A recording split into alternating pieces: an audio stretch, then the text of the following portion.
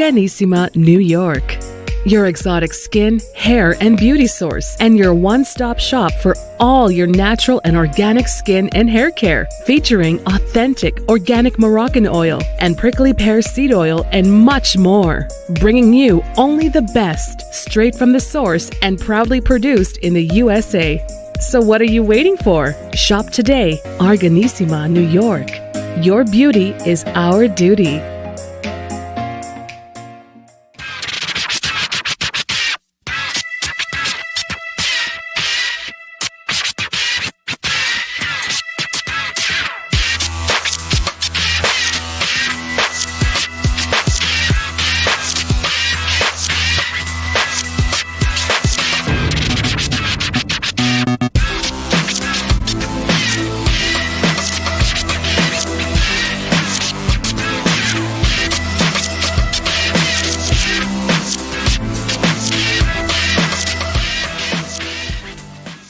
Hello. It's Dr. Cheryl Bryant Bruce, MD. You know me, the celebrity doc. And we are here with Chatters That Matter. Let's talk about it. And I am here with my co-host, Hisham Elenmati, Hurricane H. As you well know, Chatters That Matter is your show. It is here to educate, entertain, and inform. And we enjoy bringing fabulous guests and all of the latest information. This year, we're focused around hip hop because this is the 50th anniversary of hip hop. And so we're having guests who are in the genre of hip hop. And tonight we have with us from the Wu Tang Clan, Christ Bear. And we also have Dr. Taji Huang, who is a psychologist in the Los Angeles area. And we'll be talking about mental health and how hip hop has played a role in helping people to deal with mental health issues over the years. So I want to start out, however, by saying that, again, this show is to entertain, educate, and inform. And although I am a medical doctor and Dr. Wang is a clinical psychologist, this information that we provide is not to be taken as medical advice. If you have any questions or concerns, then you should reach out to your own provider. This is just general information and does not apply to any specific individual, and we are not contracting with you as our personal patients by providing the information that we provide. So any information that you receive off of the show is just for educational purposes and entertainment purposes only. So again, if you have any concerns or any questions, then we refer you back to your own provider to address those with you. With that being said, let us get on with our show, and we welcome to the show Ricky Aaron, who is our promotional manager and who brings all of these wonderful guests to join us. So let's start out by just talking about the psychology. Now, when hip hop first came onto the scene, and when rap first came onto the scene, because they were kind of wrapped in together, there was a lot going on. There was a lot going on in the hood, in the neighborhoods of brown and black peoples. And so it was a way of communicating. Hip hop gave people a voice. And initially, there was a lot going on in the hip hop. There were a lot of things being worked out, a lot of anger, a lot of depression, frustrations.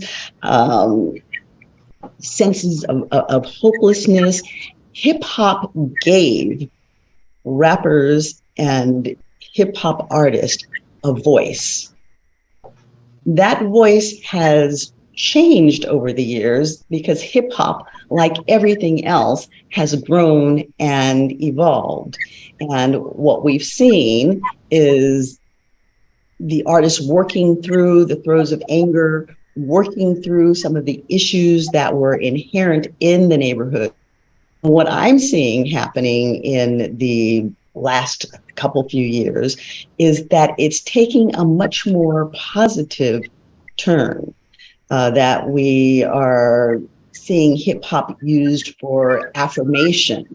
We are seeing hip hop used to build self-esteem. We are seeing hip hop used really to sort out some of the mental health issues that have been inherent in the community. We've dealt with depression, we've dealt with anxiety, PTSD, grief, all of these sorts of things.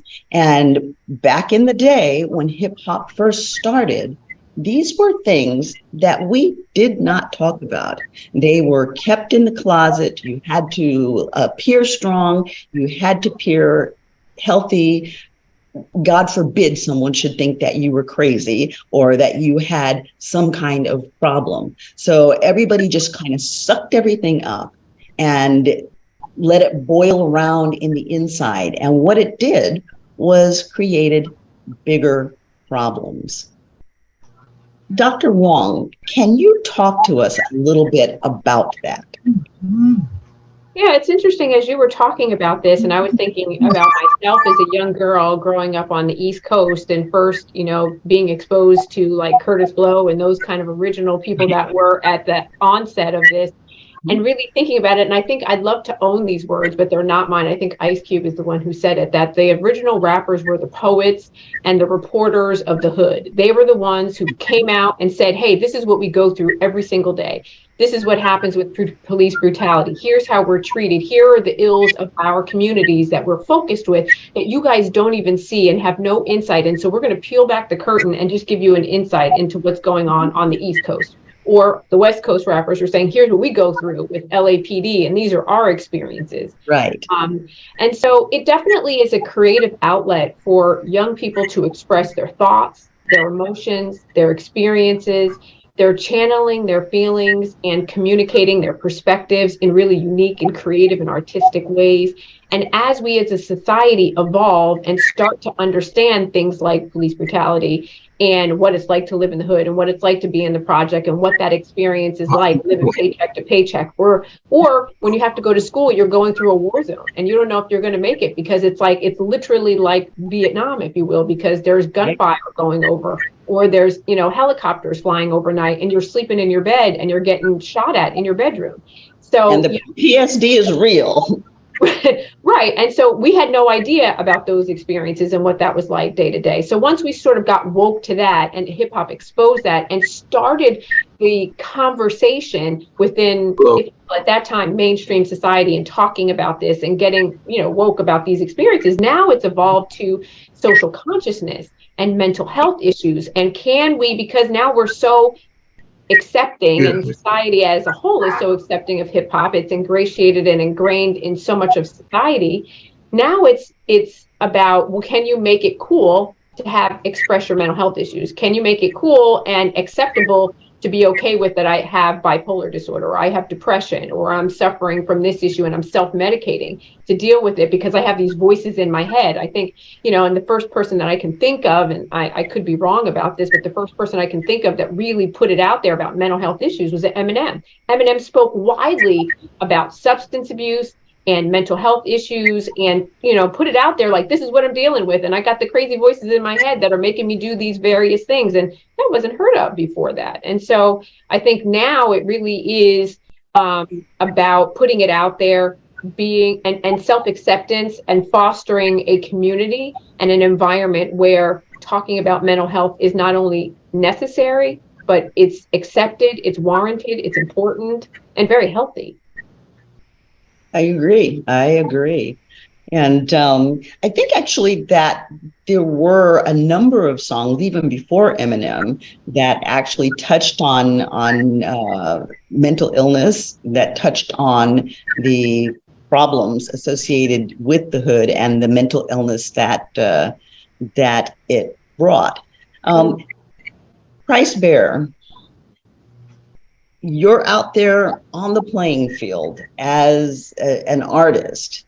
Can you shed some light on that? Because I know that you all tend to know the music a lot better than we do. As much as we love it, artists always know what the other artists are doing. So can you shed some light on some of the artists that you recall have put out things that dealt with their issues, their mental health issues, and how they had to cope with and deal with the things that were impacting them? It's like both of you guys touched on some very crucial points and truths. She spoke with Eminem, and he came with the whole, his mother and put her in the closet and the pills and all this, mental situations. And then there was some other people, like we had Scarface and the Ghetto Boy. My mind's playing tricks on me, you know what I mean? And he definitely talks about, they all talk about seeing things and, and being illusions or whatnot, schizophrenia or whatnot. And then it's just the involvement. I think the collective consciousness is what it is. It's not just hip hop; it's just the world. Because my brother, Old Dirty Bastard, he was the first person to say, I once got burnt, and that was only gonorrhea, and we was like, what the hell did he just say? And then now it's people will tell you what's going on in their life, stuff you too much information. You know what I mean? But I think it's like you said, it was a therapeutic thing for kids and a child, but fatherless children like me. All the hip hop stars were like fathers to me, fathers or whatnot. But so with that being said, it just evolved. We were taken as a little hobby at one time, and it was a rock and rollers that were able to do it until they were 60, 70 years old. Now you got my brothers Wu Tang spearheading the thing, and they're all 50 plus, and they're 60, and they're touring as we speak. You know what I mean? So I think it's just the involvement, the collective consciousness, and involvement of man that is God. You know what I mean? Okay. Now, a lot of the artists were dealing with some really big issues, and some of them had some really big mental health meltdowns. And in 2014, you yourself had one of those meltdowns. Can you tell us about that? Yeah, it was about the fact that I'm the only product of my mother and father. I got some half brothers and sisters, but like I said, the hip hop artists were like fathers to me. When I met Wu Tang, those are my personal heroes, and coming from Nation Islam, where I came, I started rapping really just to because Farrakhan said that the rappers were going to be able to reach more people than the ministers would ever be able to reach. So my folks trying to be Malcolm X, I try to be El Cool J or RZA, you know what I mean? But so with that being said, my mother passed away, and I was doing a great job because of the discipline from Nation Islam. It really helped in my artistry, but I was doing a great job. My mother passed away, and that was just a time when the reality hit me that, I was really raised without father, hands on. And like you said, we're able to provide therapy through the music and things like that. And I became one of those fathers even so, when I was able to provide a little therapy or whatnot. But, just the evolvement of it all, we're only 50 years old, you know what I mean? So at now, I think there is artists that are definitely, KRS-One, he's developed to a degree where it's just really phenomenal. RZA, you can go on and on with the great minds of hip hop that have matured from their childhood, you know what I mean? But we definitely have come to a place now where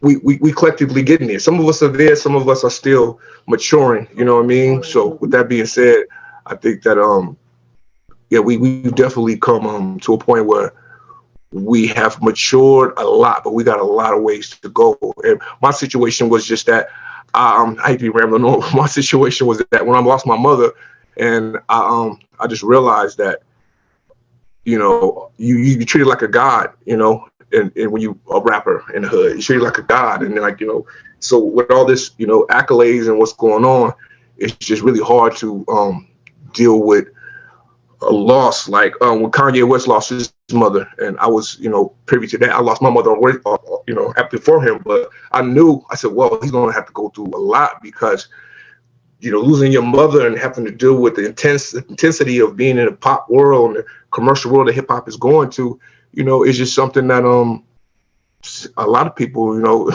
many men could withstand. So I turned to drugs because, that's what we do in the hood. We turn to drugs, and white community suburbans, they turn to psychiatrists and therapists and things of that nature. We turn to, just get high, man. You need to have a drink. And so I was doing that, just medicating myself for a couple years.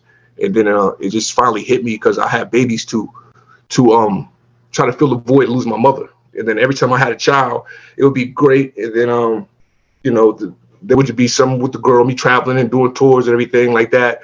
And then they would want to take the child away from me because I wasn't ready to be a father, to be a husband yet. You know what I mean? And so, yeah, I just kind of just blacked out because I didn't really have that family essence that my mother provided for me. You know what I mean? I didn't have that, that sense of didn't have the support.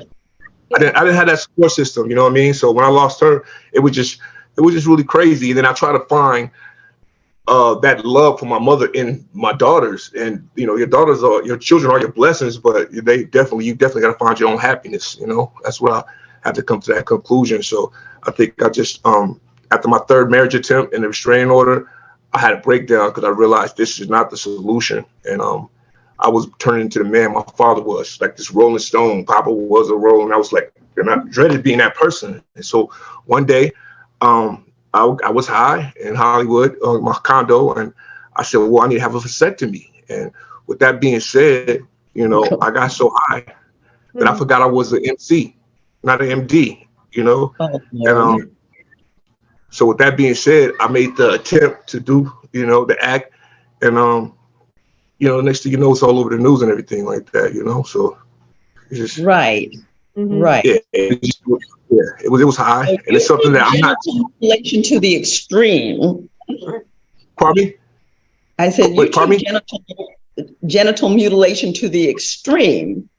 Yeah. But I'm not the first person that was considered to mutilate himself, his genitals in the past. Right. Moses, they thought Moses was crazy when he mutilated himself in the past. Also, just putting that out there. Right. But it also sounds like through a series of ill events, you didn't have the coping resources or skills nor support system, family, parents, mentor to turn to, during that time of significant stress in your life. So, coping with fame and stardom and being in the public eye brings with it its own unique set of challenges. And if you don't have really good coping skills or the ability to set really strong boundaries, a strong sense of self, identity, when insults or stressors come at you, it's really difficult to manage that and not to have anybody to turn to. So the Nation of Islam is a very strong support system, but it sounds like maybe at some point in your path, that became a different part of your life and a part of your past as opposed to what you needed in that moment. And I wonder if you had other mentors or structure around you. Do you think that you would have reached for a different skill or a different coping mechanism than drugs and alcohol? Indubitably, no doubt, without a doubt. I'm not too much older than the guys in the Wu Tang Clan. They in their 50s, but at the time, I grew up with them, and they made a lot of mistakes in their 20s too. When I was young, and so we all made mistakes. So at that time, RZA had lost his mother a couple of years before that. And it was difficult for him to deal with that. He was a mentor of mine. To see him like almost lose it with his mother, it was kind of difficult. So with that being said, when my mother passed away and I went to him, he really didn't have the faculties to kind of help me. You know what I mean? And so they weren't really there to support you.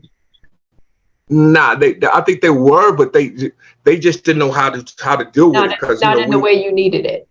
Right. Yeah, we are. Then I come from Long Beach, in the hood, and it's really a gang affiliated hood. And don't get me wrong, I left the gang life a long time ago, but a lot of the gangs in the hood, they embrace me because they all understand who I am and I stand for. They embrace me, but even what they could do could not really provide me any type of solace or anything. But it was some person that actually his mother died, and he was the only person that was able to kind of at least help me just keep standing, you know what I mean? Go forward, because I think the only person who could relate was someone who actually went through what I went through, lost their mother, you know, and he told me that no one owes you anything. And that kind of like lift me up, you know what I mean? And then so with that being said, I just thank God I had a very strong support system coming out the Nation of Islam. Just in myself, I was just built with this fortitude, you know what I mean? So I was able to get through it because I knew that I didn't get to rapping for the girls and the jewelry and all that stuff. I got to rapping to put a message across. So when this happened to me, I seen it as a beautiful opportunity, because I said, come hell or high water, I'm gonna keep on going. So I knew that, you know, the God within me was telling me, hey man, you said you wanted to do it. This is your opportunity to be a poster boy for mental health, for stay no to drugs, to, you know, just get on the right path and let's mature, you know, as men. You know, I came into the game as a child. When I was a child, did things as a child, and it's now time for me to do things as an adult, you know. I think that's very well said. So I am going to ask a relatively indelicate question, but I know that it's one of those questions that the audience wants to know. When you decided to self-mutilate, did you completely sever your member? And I know there was a point where you could have had it reattached, but you chose not to. And you had a reason behind that. Can you talk to us about that as well? I did sever it all off. I'm pretty good with the ladies still, you know what I mean? I get no complaints. If they're lying to me, I want them to keep on lying, okay? But with that being said, I had a real long talk with myself in the hospital, and I knew that it's a possibility I might not be able to have sex again, because it was just so, I don't know what they were going to be able to do. You know, we had some plastic surgeons come and everything like that. So once I was at the hospital, and they didn't even know if it was going to work. They did their best, and they wanted to know. So, you know, and I had sex for the first time. And for the first time, the woman I was with was my wife that I was with prior to. And she was pleased, you know, because there was a callus type of thing going on with the, you know, you sever your arm, and then someone's arm, it gets solid, and it gets hard like that, you know, that limb. Right. So that's what happened with the limb. So I'm always hard. Pardon me, ladies, for being so brutally honest, but it's it's a lot smaller than it was, but it's just always hard. So I was pleased. And when they said that you could probably get it reattached if we take some skin from your hand or something like that, but they said there could be a possibility you could lose your fingers down the line. So I was like, yo, my fingers are I'm cool, you know what I mean? Because I'm an artist, I need my hands to write, you know, and I'm here for more than just sex. You dig? Yeah, that's not a fair trade-off. Nah, that's not a fair trade-off. Especially when I was getting good reviews. You know what I mean? If I was getting all bad reviews, it was like, oh my God, it's not gonna work. Then I probably would, you know, what are you gonna do? You know, I'm a man, you know. But other than that, I'm so blessed with Almighty God Allah that not only did I get my life spared, I'm able to have a normal sex life. You know, I definitely am not 50 years old, so I know that my libido ain't what it used to be. But as far as that, I still enjoy sex like I used to. You know, so. You and every other 50-year-old guy out there, the libido isn't what it used to be. So that is okay. No, it isn't what it used to be, you know. And on the positive side, you are now a married man, correct? No, you know what? I'm divorced. I got divorced. Why? Because the COVID happened. We got married right before COVID, and then it was kind of just, you know, COVID was crazy. We didn't know each other enough to do that COVID thing. But I was going to report it to TMZ, but she didn't. It was too much media things for her, so she didn't want to go there. TMZ wanted to report it, and we didn't. So maybe just to get out, I am not married anymore. I'm a single man now, you know. So okay, ladies, he's a single man. He's watch out. Hey, ladies. Right. Okay. What are your thoughts about? You had talked about being in a couple of relationships in the past, and you've got girls, right? Did you say you have two girls? Did I hear you? Yeah, I got two. I got two girls and a possibly third. I got to get a blood test for the third, but I got definitely two daughters that are mine. You know, indubitably, I love them to death, and 99.9999% mine. Wonderful. So what are your thoughts about, as you're moving forward, you sort of look at this as a new lease on life. You've got the Nation of Islam strong in you that gives you fortitude and strength. What are your thoughts now about moving into relationships? Like, do you think that that's something that you want to do, or do you want to take your time, or what are the next steps for you with that? I definitely, indubitably want to always be in a relationship. I come from Nation Islam. We taught that it's just not good for men to be alone, and it's like, what are you doing? So with that being said, of course, but I'm just not just rushing into marriage or anything like that. But I do have a couple of ladies I talk to here and there, and with that being said, yeah, I definitely am looking for a relationship. Some guys might be like, hey man, you relationship, you'd be surprised. Women are more nastier than men, and a lot of women, they really want to know what's going on. You'd be surprised at the comments and the responses I get. I thought it was over. I said, I'm done. Black women are done with me. But no, not only black women, but I love my black sisters, of course, the most of all. But I think women of all races, they just kind of a lot of them have compassion. You know what I mean? So with that being said, and once they get to know me, they find out they're not missing nothing at all. You dig what I'm saying? And we all know that there's more than one way to pleasure a woman. So that's what I'm talking about. You feel me? Yeah.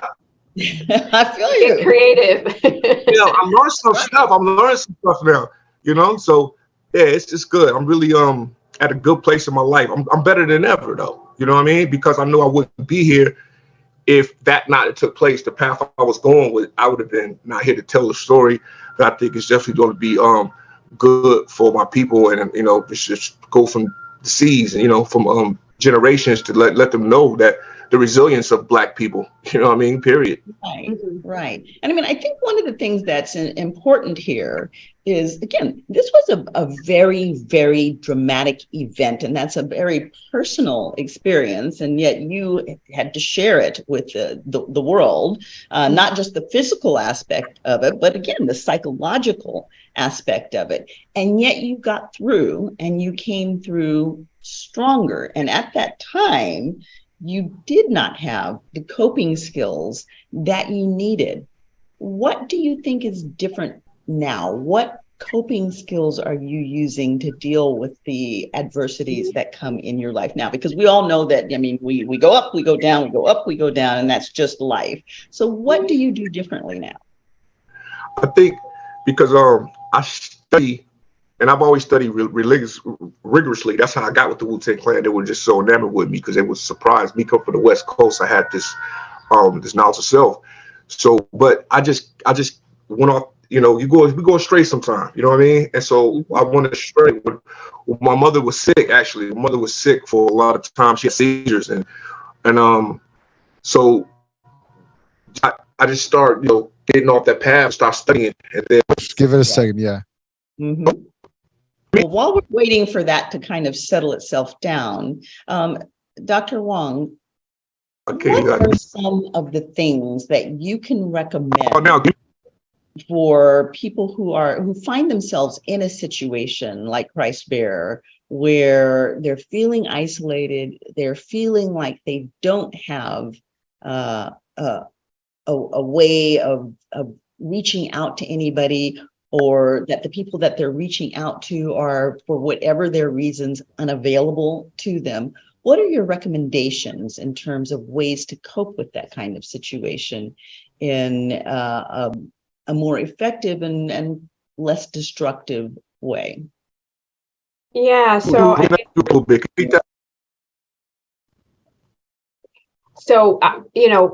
we're talking about someone that's coming like Christ Bearer's situation, I think he's still trying to get in on the call. From his situation, if you're in an environment where you can't seek out mental health, there's always county mental health services that are accessible. But if you're an artist, if you're in the hip hop community and a rapper, and you're dealing and struggling with some things, I would say utilize your creative expression.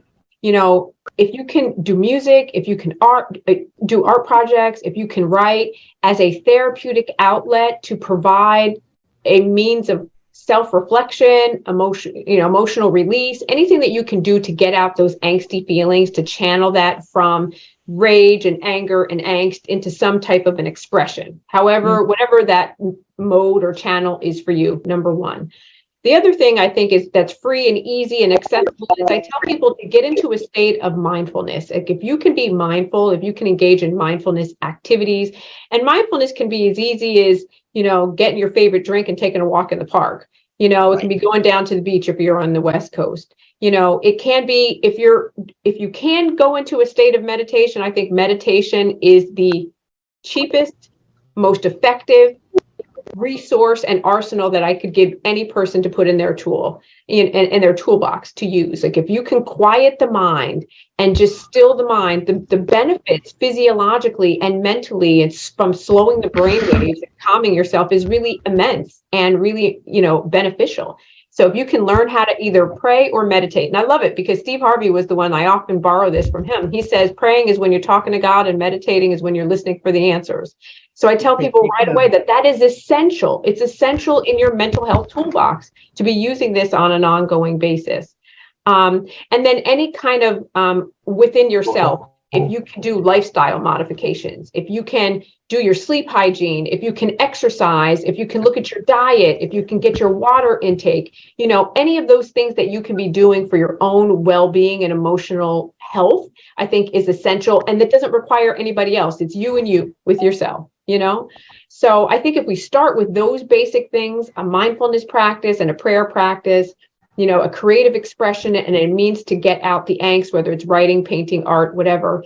And then the main things are look at your sleep schedule, look at your eating schedule, look at your exercise, do some yoga, any of those kind of activities. I think if people start practicing those things on an everyday basis, right, I think you're going to see improvements in well-being and health overall. And then we can layer in some of the other coping skills and skills management stuff and therapy and all of that other. But this is people can start doing tomorrow with no other incentive. Now, one of the things that I always like to toss in is paying attention to your diet. Because we are what we eat, and food definitely has a huge impact on the way that we feel and the way that we even think. So modifying the diet when we are feeling in those low places or when we're feeling particularly stressed, pulling back on the meat. The meat is heavy. It tends to send the blood to the stomach so that it's sludging, and that takes blood and oxygen from the brain, and it allows us to get into a deeper state of depression. So eating fruits and vegetables that are giving us a nice natural boost as opposed to refined sugars, which is one of the things that people tend to run to when we get into these states. We go for the refined sugar, we go for ice cream. And there is a real reason that people go for ice cream, because there is an ingredient in the ice cream that is actually pacifying and soothing. But then there are also lots of other things in the ice cream, like the sugars that counteract that. And we end up at the end of the day, we've eaten an entire carton of ice cream. And now we're feeling guilty about having eaten the entire carton of ice cream. And then we get that sugar crash. So then we're feeling even worse than we were before. So think about the things that you're eating and really try and reach for some healthy, refreshing foods, fruit, light vegetables, salads, things like that can give us a boost of energy. Add some protein, throw in some nuts. It gives us a boost of energy and will help us to feel better. And it also gives us more to be able to cope with things. If we have the fuel, then we can do the work. So Agreed. Also one of the things to consider. Now, you hit on meditation. And a lot of people, everybody's heard meditation, and a lot of people would like to do it, but have no idea how to get into it. So can you talk to us a little bit about how, just like give us a little brief meditation exercise? Yeah. And so I teach this every day to my patients that I work with, because I really feel like I said, it's the single most effective thing that you have in your arsenal. And I start off with telling people really quickly that I want them to get laser focused in their thinking, right? I want you to clean up your thoughts, because we're very sloppy thinkers, right? And what I mean by that is, it's almost like if I came over to your house and I brought my puppies with me and I just let my puppies run amok all over your house, and they were peeing all over the place and tearing up stuff. And you would say, you got to control this. So we would put the puppies maybe in a crate, or maybe put them on a leash and kind of calm them down, do puppy pets. You're wrangling. You have to wrangle your thoughts in the same way. When your thoughts are all over the place, like that allows and leads to negative emotion and negative feelings, right? And so meditation helps to calm the mind and quiet the thoughts. And I tell people it doesn't have to be complicated. You can do it however you want. I want people to meditate 15 or 20 minutes every day. That is what I prefer. But if you only give me 5 minutes, then I'll take that. And I tell people you can use the Calm app, you can use Headspace, you can use whatever. You can go on YouTube and type in meditation for anxiety, for depression. And we can get into the science on binaural beats, on self-phagio frequencies. There's a lot of science, quantum mechanics and physics behind it, but I won't get into that right now. Right now, I'm just going to say it doesn't matter to me if you listen to flutes, if you listen to soundscapes, the ocean, thunderstorms, if you listen to the sound baths, but just listen to something that's calming. They even have deep space. I love deep space. It's brown noise, and it makes you feel like you're in a spaceship, like in outer space, and you're like, I pretend I'm an astronaut. I love it. But pick something that you like and get in a quiet space where you're not going to be disturbed, right? And you can have a candle, a flickering flame. You can close your eyes. You can put on aromas that are nice and just quiet your mind. And I loved it because I explained it to a patient once, and she said, what do I do when my thoughts come up? And, I start thinking about things. And she said, what I did is when it came up, I just went, mm-hmm. Like sort of when somebody's talking to you and you don't want to be disturbed, but they're interrupting you, but you don't want to be rude, and you acknowledge it, so like that. So the goal is to meditate, and to meditate is just to still and quiet the mind. And as thoughts come up, just notice them and just nudge them to the side and keep on meditating. And that if you intend, set that time aside to meditate, and you spend that time doing it, and you do a practice of every day for 30 days, I tell people, watch and see the changes that produce in your life. Watch and see the clarity of mind. Watch and see the calmness that overcomes, because source energy, or God, or infinite intelligence, however you want to refer to that, is trying to communicate with us and help us to move forward as a collective consciousness, as a collective, race. And in order to be able to hear what's being said and how we're being guided, we need to get quiet and get in alignment so we can. And, the thing I find it's interesting is it's the one thing that people say when I do it. I've never had somebody say, that was terrible. I didn't like it. Didn't work for me. I didn't feel good. I felt terrible. Nobody ever says that. People always come back and say, I feel fantastic. I feel amazing. But the problem is that I don't have time to do it. I say, you don't have time not to do it. You don't have time not to do it because it's so essential. So I don't know, that wasn't an exercise, but it was the setup of how to do it. Right. And then something that you said that was really important. You said, do it for 30 days.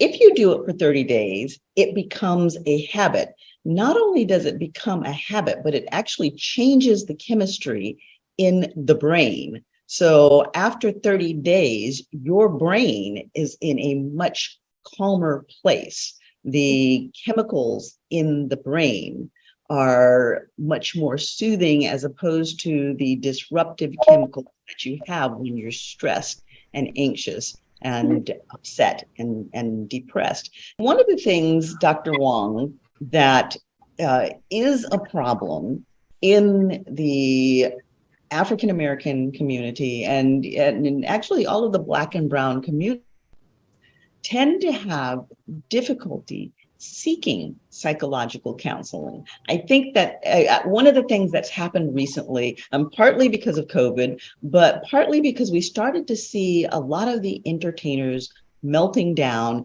and talking about going for help. And I think that kind of gave the public permission to allow themselves to admit to being fragile when they are. To what do you attribute the fact that it is so difficult for minority communities to embrace psychological care? And have you seen a difference in the last few years? Have you seen bridging through that and better utilization?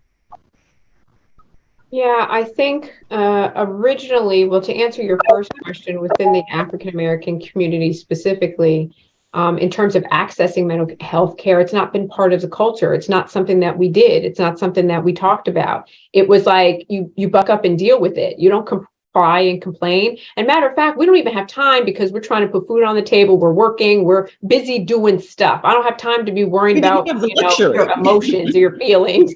You know what I mean? You know, and mom was so overwhelmed with everything, you know, that she was dealing with, you know, working in my home, working a low paying job, you know, relationship issues. There was no time to be dealing with mental health. Like you just dealt with it. You dealt with it. Right. Mm-hmm. And then I think with African American males, there is a bit of, to borrow from the brown community, a bit of machismo. I'm not going to acknowledge and put out there that there's something wrong. I got this. I'm good. What you mean? You're not good? I'm good. Like, you know, so I'm not going to appear weak. I'm not going to put myself out there like that in many, many ways.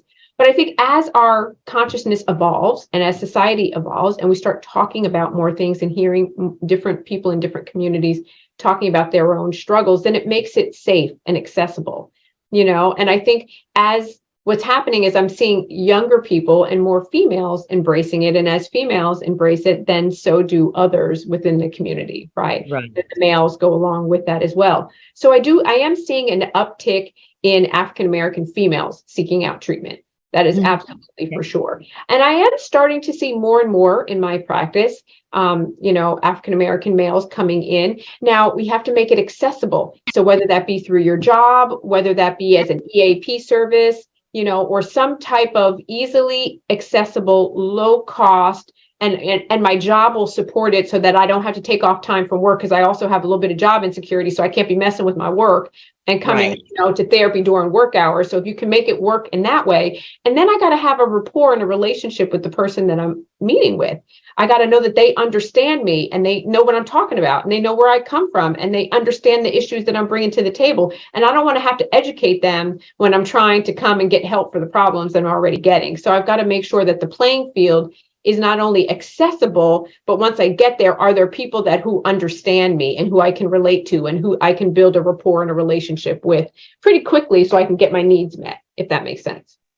Now, because they do have a different way of relating to the world and an entirely different set of pressures than we do, do you find that the men relate better to a male therapist, even though they're far and few in between? Do you find that they relate better to a male therapist? Absolutely. Men need male role models. We need male support groups. We need, you know, male influencers that can come out and express their own mental health struggles, their challenges that they went through, because it's social validation. I get validation from you when I hear you talk about, because then I can go, oh, I relate to you. I get you. Oh, this is about me. I get to read this book or watch this movie or see this thing. And you look like me. You've gone through what I have gone through. So if you could do it, so can I. So can I. I can get through this too. But up until then, I have nobody to look up to. Right. So I'm making my own path and trying to figure out what that looks like. And that sometimes is daunting and difficult, you know. So a man needs a male. Young boys need, you know, positive role models to look up to, like what Christ Bearer was talking about in his early experiences. He looked up to Wu Tang, you know, KRS-One, those type that have evolved to the next level, that are coming with, you know, consciousness and levels of conversation that make me think that I can do more than what I see around me, and that I can evolve to whatever my mind is my limit. If I can open up my mind and really recognize that I get what I think about and I get what I speak about, whether I want it or not. I never said you wanted it, but I said you talked about it and you manifested it in your life. So if I can have people teach me that who look like me, then I have a much better chance as I move forward in this existence of being successful. Right. And then, I mean, again, there is a different way that men relate, because some years back, I had a resource and services center for children with disabilities. And when you have kids with disabilities, the mothers get supported, but the fathers very seldom get supported. So I put together a support group.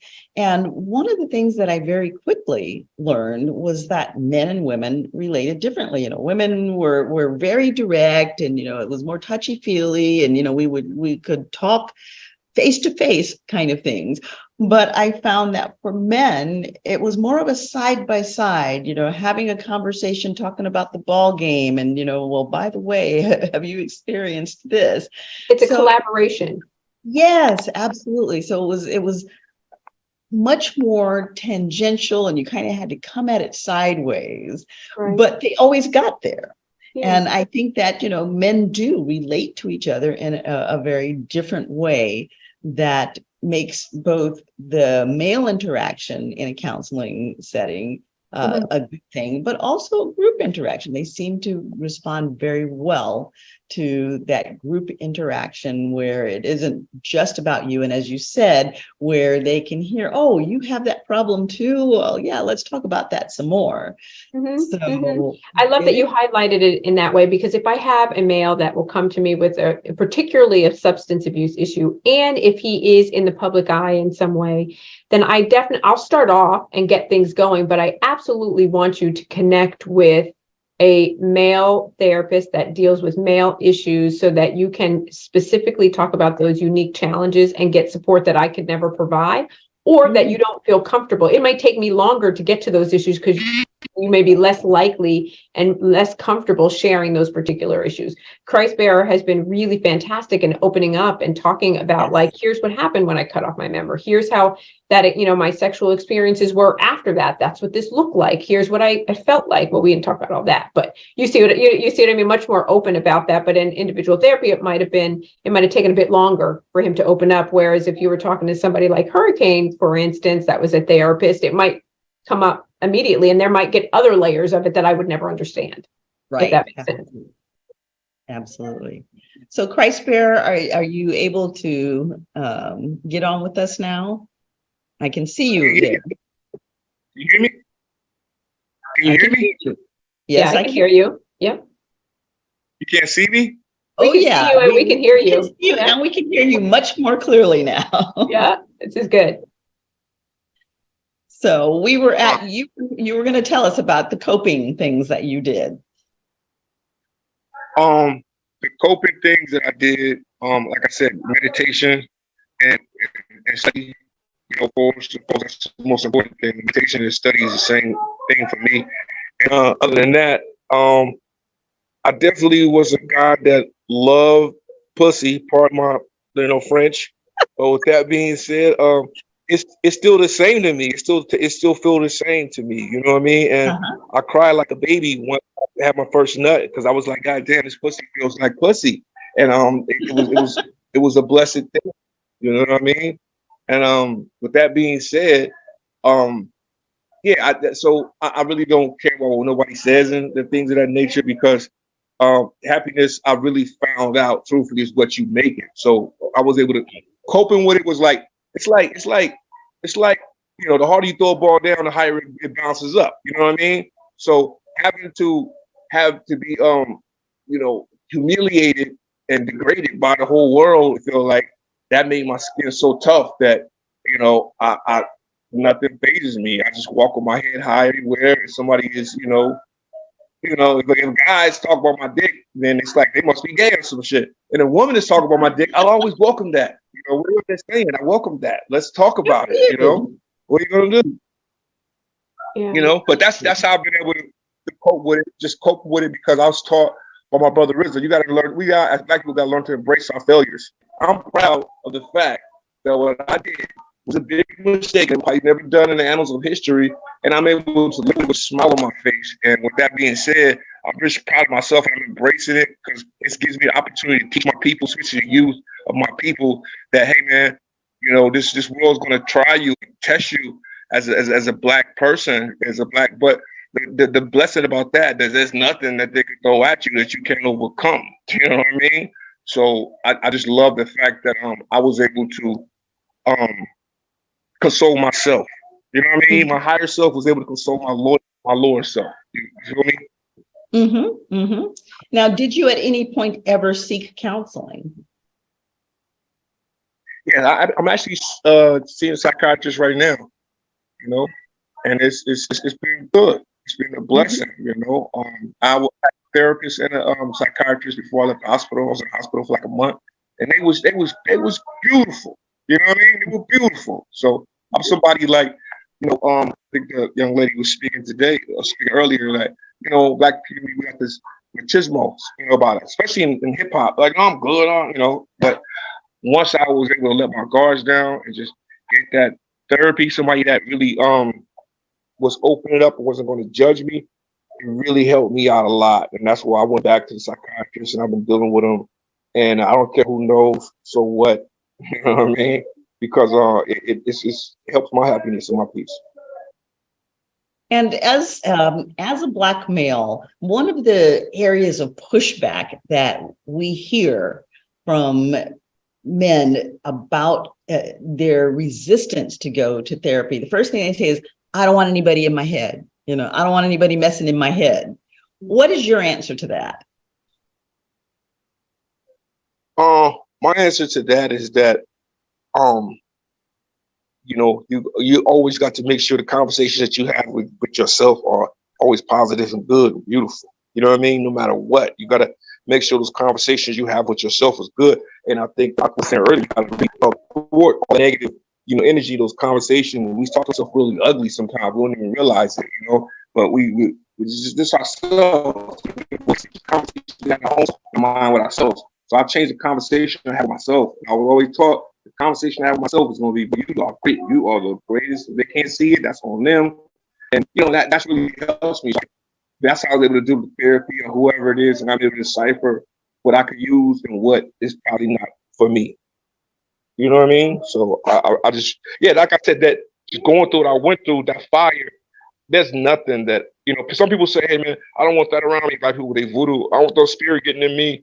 And I was like, I grew up in the Christian church, but now I'm at a point where there's nothing that can infiltrate me if I don't allow it to. You know what I mean? Just that for every difficulty comes an equal and opposite level of ease, basically. You know what I mean? And that was a level of difficulty we can imagine. Picture what I'm talking about, difficulty you'd have to go through. And the level of ease is just beautiful because I'm able to be comfortable with myself. And a lot of people would probably imagine, man, I heard people say, man, if I was him, I would have killed myself. I'm like, you dummy. You know what I mean? Like, life is all about sex. You know what I mean? What the hell? Right. Yeah, and I work with guys back in the day. I've been like, yo, that's crazy. There's nothing to live for now. But now, just being able to experience this other side of life, I'm like, whoa. Everybody should chop their shit off, really, though. I'm just playing with. I recommend it for everybody. No. Hurricane, are you ready to jump on that train, my friend? I don't know. It's a tough conversation. A guy to a guy. I don't know. I mean, it's I don't know. It might be considered involvement of the species at one point in time. You know what I'm saying? So they might be like, yo, you must evolve. You must evolve like Christ. Here's the thing. I mean, from like you talked about the doctors, you talked about how a guy's perception and relationship in terms of first just the idea of psychiatry and the support system. I mean, I'm listening to Chris's story, and I feel the pain. And I mean, listen, it's working out. It's great. I have all the love for that, but I don't know, man. I think like I just think about it, and I just can't, even like fathom that could happen. And again, especially like if I volunteer, that's not going to work. I'm sorry. But it is. Listen, it was a decision, and you agreed to it. You've I guess you're set with it. You understood it, and it's working out, and you're in good terms with it, right? I think the average guy would probably question that that decision and or not even entertain it. But again, everybody's different. You had a certain set of circumstances that drove that decision. And you agreed to that decision, and you were comfortable with it. At the end of the day, I mean, that's really what it is. It doesn't matter. You said it yourself, your health, your body, it's not all about sex, and it's all about that. It's about you and who you are as a human, as a person. And it's working for you from your mindset. Everything is working. So that's all that matters. And again, it worked out to the benefit where you got some additional fame out of it. Why not? Whatever works. I mean, at the end of the day, everybody's got, a certain angle, and whatever they do and the decision that we make, it's important. And we live with it, right?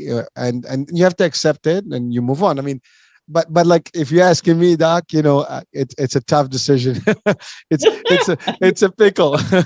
Literally, it's a tough one. It was a blessing in disguise to me, because I wasn't trying to cut none of my stuff off. You know what I'm saying? But I don't know how to perform a vasectomy. I found out the rough way. So with that being said, some of it has to be cut off. But I'm gonna tell you something. I have been able to get to the clitoris so much better, easier, in a way that, I'm not going to reveal all my secrets. I'm just I get way more pussy now than I did before. You believe that? Seriously, Hurricane, I get more pussy now than I did before. I'm not lying. That's a PSA. That's a PSA. There you go. There you go. And I have no problem with women. Guys, get the fuck up. Yeah, excuse me, sir. But women, no problem. I let them see it. I'm definitely here for the development of science. The scientific progression. And actually, from a scientific point of view, let me just kind of let's do a little physiology. Let's do biology here. Yeah, kind of understand this. For starters, whether you're male or female, we all start out as females in the womb, and it isn't until the male sex hormones actually activate the growth of the penis that a male transitions into being anatomically a male. Mm-hmm. So, okay. If you think about it, now he has cut off the penis, but he still has some tissue there. Mm-hmm. Anatomically, that isn't tremendously different than what a female has going on, because the female clitoris is the equivalent of the male penis in a minuscule shorter form. So he still has everything he needs to. That sounds good in theory, but let me tell you something, Doc. First intelligence existing within the atom, and there was no penis, no vagina. There was intelligence. There was supreme intelligence, and exists inside of the atom. Yeah. You know what I mean? And that was man. But I love the way you guys think. Appreciate that. All right, but the point there was that from an anatomical, a biological, a physiological standpoint, he has everything he needs to experience everything, because one of the questions that was in the chat was, is he still able to experience an orgasm? But he still has everything he needs to be able to do so. And the other part of that is that a lot of I still got to have a good 4 inches. Right. And a large part of orgasm is actually psychological anyway, because listen to the doctor. Pardon? I told her, hey, listen to the doctor, man. I am being schooled. I'm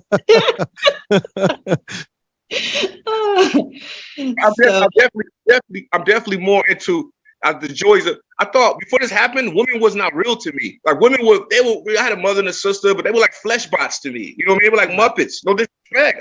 They wasn't real. When they cried, I didn't really get. But then once this happened, I was forced to, look to other ways to please a woman.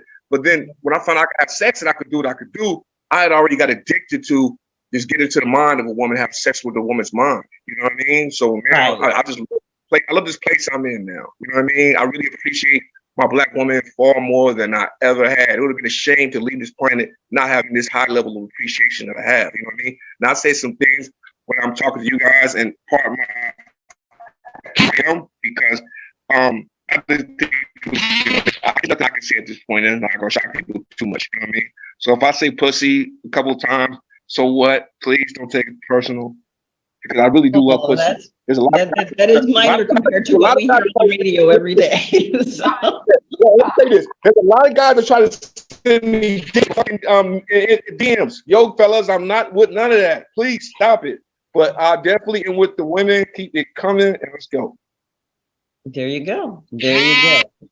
You know, one of the questions, Christ, that I've been wanting to, Christ Bearer, that I wanted to ask you is, how do you think that you'll take this experience and channel that into and funnel it into your music, into your creative expressions? What do you envision that looking like? I definitely envision that. I have a vision for that. And I just see myself getting just more intricate about things that took place. There's things that took place that I'm gonna speak about that's really crazy. You know what I mean? But there's some things that took place that I, you know, once I get more comfortable with this whole experience, you know what I mean? Because don't get me wrong, I'm still going through it, you know what I mean? And I'm going to be able to really express what this you know, what took place and what came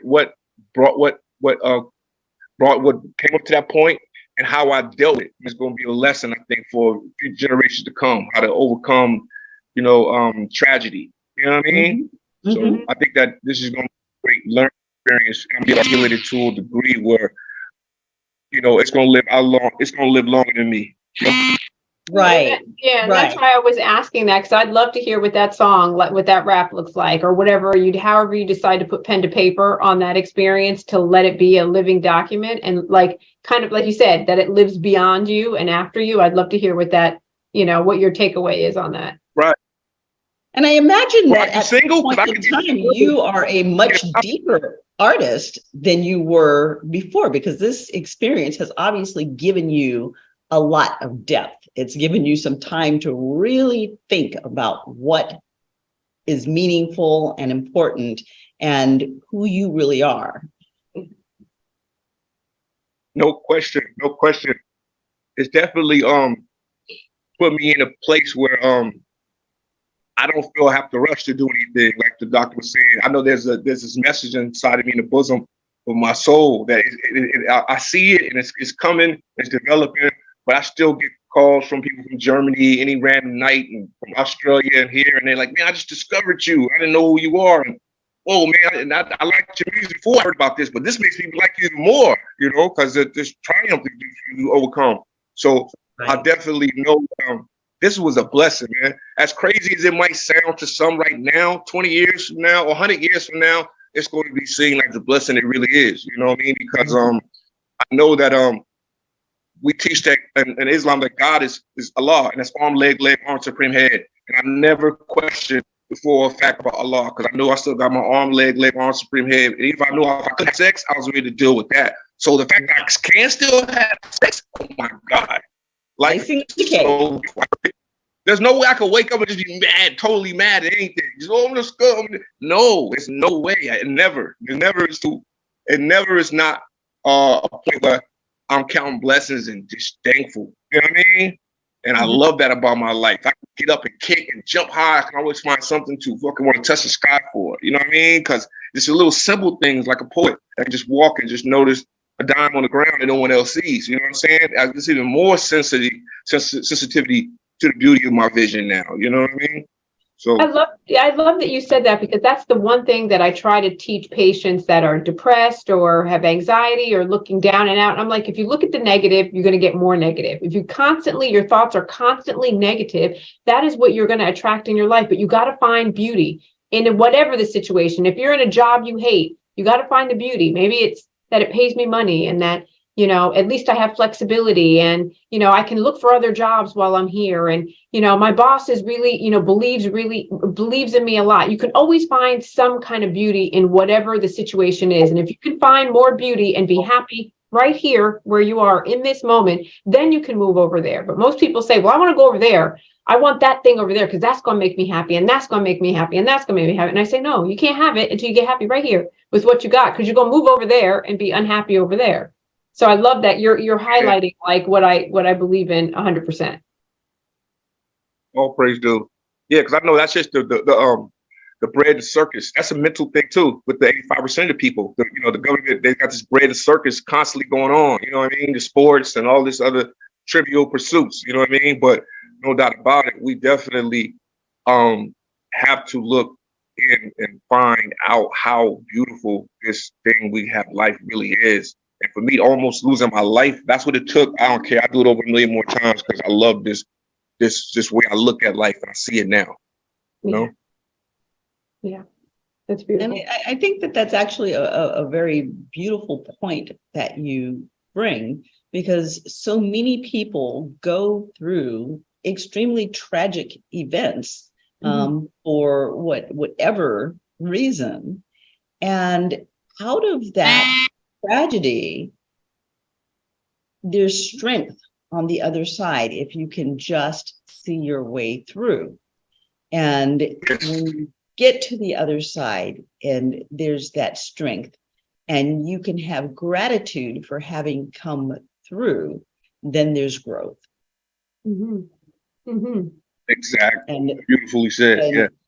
As long as you're living, you have to be growing, because if you're not growing, then you're dying.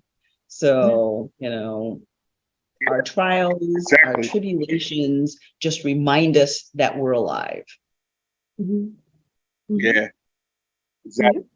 If I had to go back and do this night over again, and it was like, okay, 5 minutes before this event happened, I would let everything take place. There's nothing I would change. You know what I mean? There's nothing I would change. Because I definitely understand that. I definitely understand what life is really trying to say. You know what I mean? To us, that we can have eternal life. We can live forever. I have discovered that, and that's something like when the doctor was talking, that's something I'm gonna be able to talk about too in my art. I see that vision to be able to express, what's unspoken, kind of, Well, you have a tremendous testament there. So I do hope that as you're working your way through this, that you will go out and share your story and share the wisdom that you have brought out of that experience. And there will be receptive ears to that. There will be people who need to hear that. And it will fall at the right time. Like they say, when the student is ready, the teacher appears. Absolutely. Yeah. Exactly.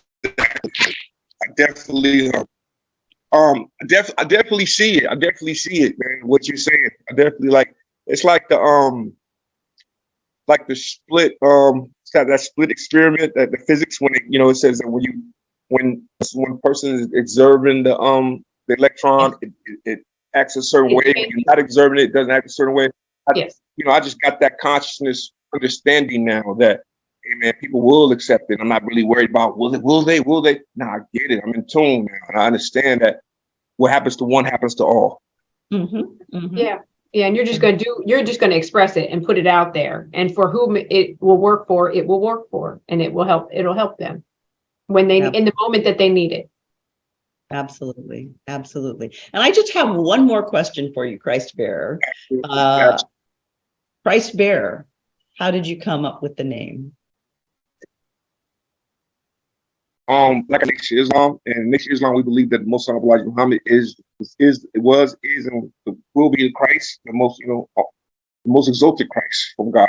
So it's like Elijah Muhammad bearer. That's because he was the Christ, and he was the one that led me from a life of crime. You know what I mean? Hearing his wisdom from Farrakhan and Khalid Muhammad led me from a life of crime, and then from there, I just got into studying, and I love rap. So a little rapping help me out better to be a rapper. And so I just know that Muhammad is the greatest man to ever walk the face of the planet Earth. You know what I mean? And so that's why That's my ultimate goal, to have really all the Black men and white, all people, all colors too, just really hear that message to the Black man from the Black man. You know what I mean? And clarity. Mm-hmm. Mm-hmm. Well, I absolutely love the name because my son is named Christopher Gabriel, which is Christ bearer, God is my witness. So Exactly. Yeah. Absolutely appreciating it. Mm-hmm. So, Christ bearer, thank you so much for coming out and sharing this very personal story with us. We appreciate the openness, and I mean, it actually has been very, very touching to see the growth that you've had out of this experience. And it's very, it's inspiring. All praise due. Hear you, intelligent, beautiful, blue stockings of Black women talk has inspired me too. Brother Hurricane, I appreciate people like you, man. My culture, man. You guys doing a great thing. I want you guys to keep on doing what you do, man. I appreciate you guys for letting me feel so open to talk and not judging me at all. Are either one of you single by any chance? I'm serious. I'm actually attached. I am as well. Sorry. Great, some lucky brothers. Oh, some blessed brothers. I don't believe in luck. Blessed. Yeah. But I am sure there is an absolutely amazing woman out there that will be very, very lucky to get you. I agree. I hope they at least. Would you say you hope what? I hope at least about 10 of them. About 10 of them. I think everyone listening right now they're gonna want whatever you have. They want to have it too, because I mean, it sounds exciting, right? Yeah, absolutely, absolutely. So you gotta work. You gotta work with what you got. That's what they told me. You gotta work what you got. You know, and that's what I'm doing. That's what I'm doing. You have embraced that. That is for sure. Absolutely. And there is the proof in the pudding that it's not all about size, but more about technique. Mm-hmm. Exactly. Because I'm loving this thing I got going on here. I'm loving this life, and I wouldn't trade it for nothing in the world. And I know this is not the first interview. It won't be the last. But I love to be able to express the spirit that I've been blessed with. You know what I mean? And I just hope we would love to have you come back when you do that song and share it with us and explain the journey in the music. I would love to. I appreciate the invitation. Yeah. Definitely. Yeah. All right. And Dr. Huang, thank you so much for being here, all of your insight. And if someone out there in our listening audience wants to get in touch with you, wants to share in their mental health journey with your guidance, how do they reach you? You can reach me on my website at www.drdrtaji@.com. That's where you can find me. So, or just Google me, Yelp me, Dr. Taji Huang. I'm out there. So, and I'd love to reach as many people as I can to help people to find their path and find their journey. And I love what I do. And so I just hope that there are people, if they need me, they can locate me.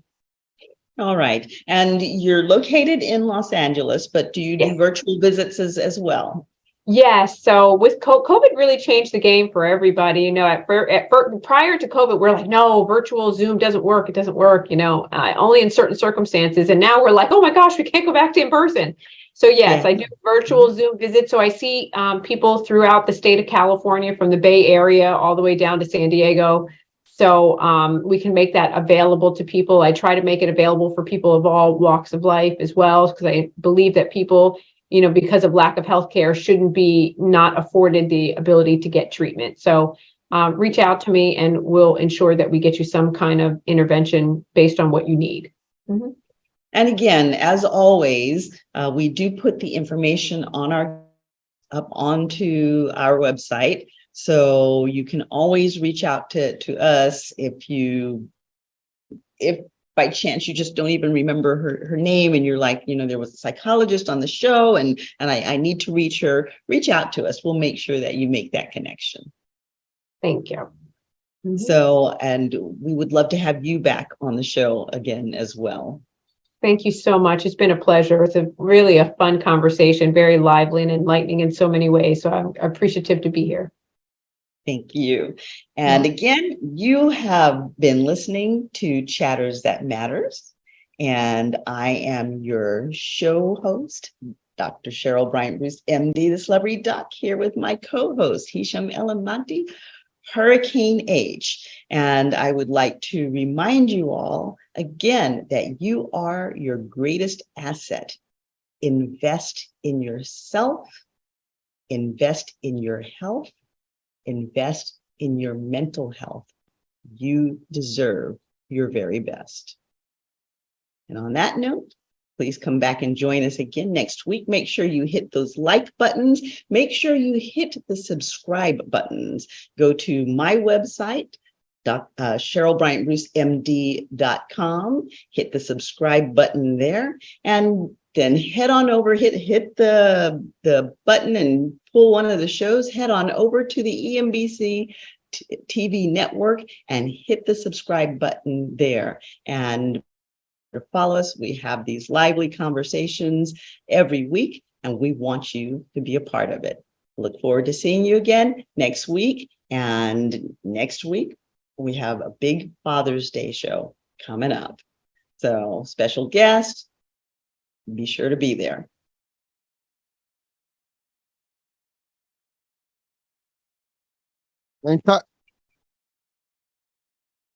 All right. You did it. That was fun. Wonderful. Right. Thank you.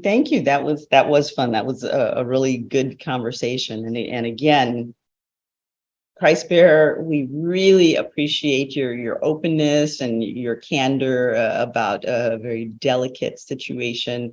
And like I said, it was very inspirational to see the growth and your attitude surrounding.